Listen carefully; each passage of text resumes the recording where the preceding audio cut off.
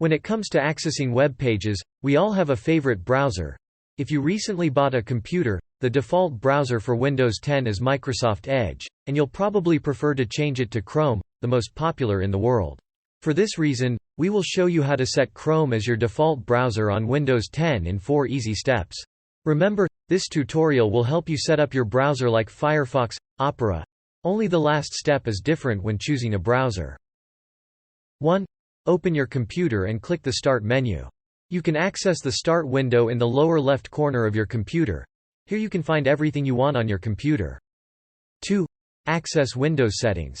To find Access, type in the bottom bar of your computer's Start menu, Windows Settings, and you can quickly identify it because it has a wheel shape. 3. Default App Finder option. Once you enter the configuration, you will see that you can edit various things like System, Device, Account, select Application, and select Default Application. 4. Change your browser.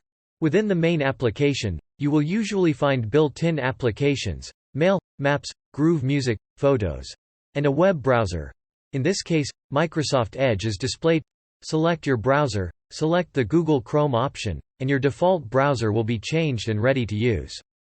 You already know how to change the default browser on your computer in these 4 simple steps.